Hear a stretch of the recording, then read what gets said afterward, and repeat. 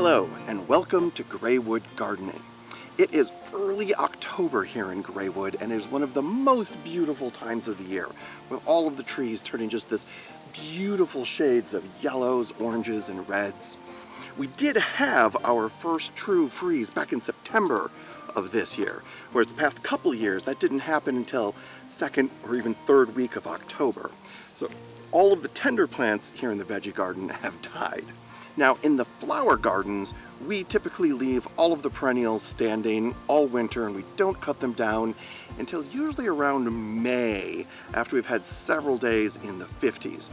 The reason for that is a lot of the beneficial insects that help our gardens overwinter in the hollow stems and the leaf litter at the bottom of those gardens. So we want to leave them there so that those insects have a place to overwinter.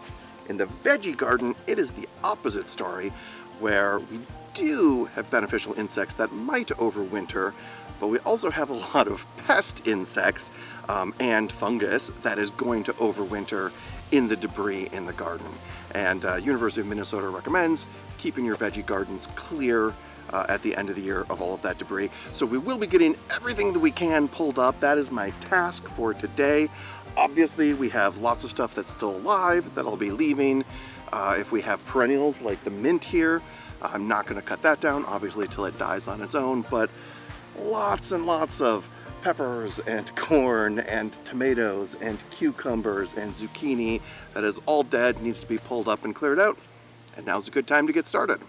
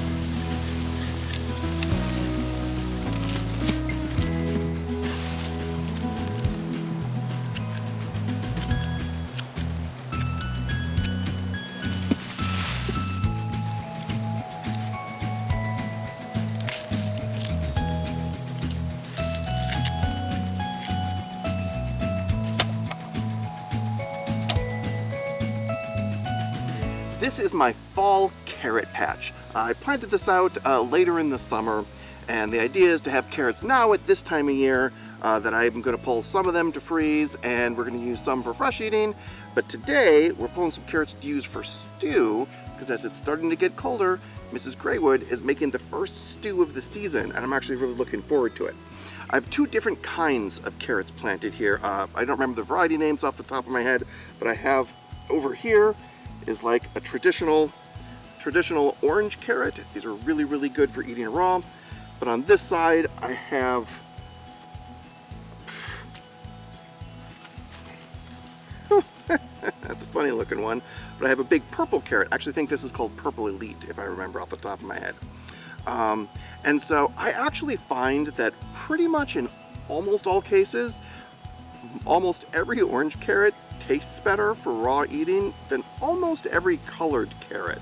I certainly have not tried every single variety of carrots, so there could be many exceptions, but from what I've seen, these guys have been bred for a long time to be sweet and tasty, and their main goal is to look cool. That said, in stew, they both taste just the same, and I think it's super fun having some of these purple ones in there with the orange ones. One thing that is interesting to note for carrots is that carrots actually get sweeter and sweeter the more they're subjected to frost and cold. So we've already had a couple of freezes, and so these carrots are getting pretty good, but if I wait until November to harvest a lot of these, they will be even sweeter still. So I'm super excited to have this fall carrot patch because it's kind of a pain in the ass getting carrots started in the middle of the heat of summer, but it really pays off when you have them here at this time of year.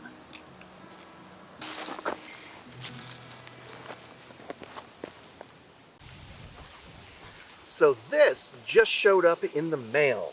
This is a bare root plant. It is a pasture rose, Rosa Carolina, which is one of a few roses that's native to Minnesota.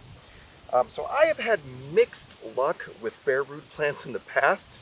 Figured I'm going to give it one more shot. I've had some of them survive, but most of them have not survived.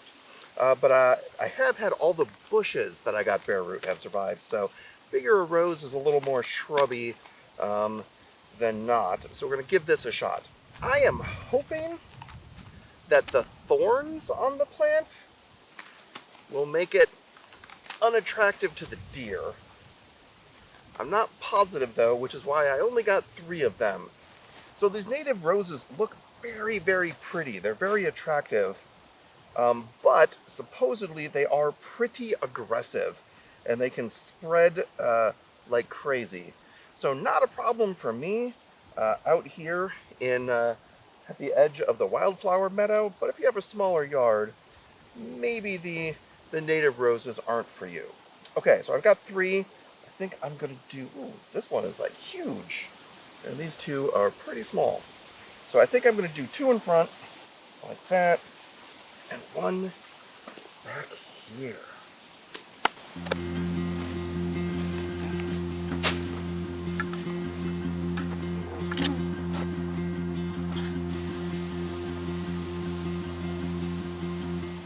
I have to say, this does have thorns on it, but the thorns are much smaller than I was hoping. I'm a little concerned that deer are in fact going to eat this.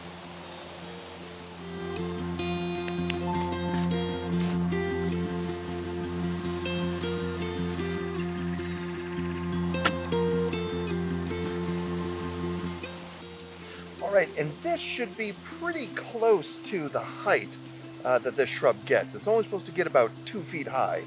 So with any luck, this will be one solid clump if it survives the deer. So bare root plants are dormant, so they should start growing again in spring, but we still want to water them in really good after planting. While I'm waiting for this to soak in, I think I'm actually going to go ahead and wood chip these plants as well. Give them a little bit of extra protection.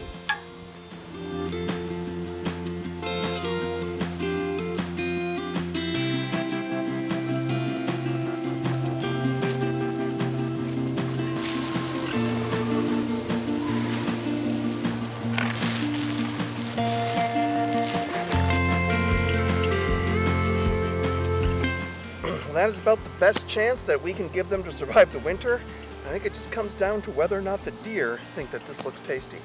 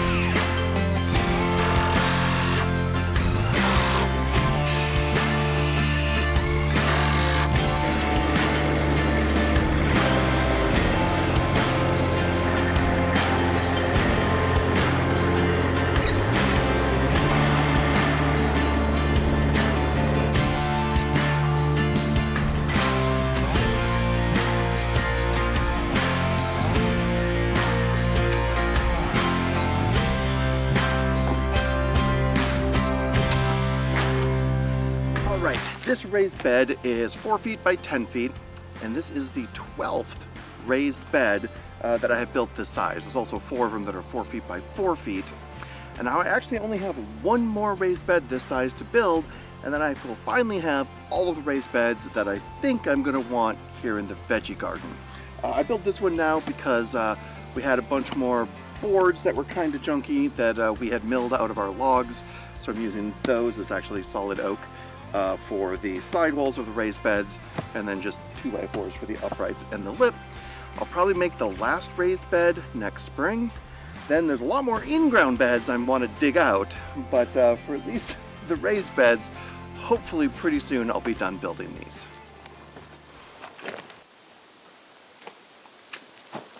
Alright, well that is everything that I have for you on this video. I did want to take a moment though and point out this is the wood chip pile where I started the wine cap mushroom spawn this spring. And the hope was that I would get wine cap mushrooms sometime toward the end of this summer, and I did not get that. So no mushrooms here at all. I can see the mycelium, the little white thready mycelium in the wood chips, so something's living here. The way I see it, there's two possibilities here. Possibility number one is that it's just a lot of wood chips, and I used more wood chips than I had spawn, and it's taken them a lot longer to colonize it, and I'll get wine cap mushrooms next year, probably in the spring. Possibility number two, because the wood chips I used were not fresh, they were in fact a year or two old, it's possible the wood chips were already colonized with a different kind of fungi, and that stopped the wine cap from being able to grow. We will find out for sure next year to see whether or not we get mushrooms out of this bed or not. And next year, the shiitake logs that we also inoculated with mushrooms, theoretically we'll start getting those sometime next year. Alright, well it is the middle of October now. We still have a bunch more work to do, so next time we will probably get started with planting all of the bulbs. Until then, happy gardening.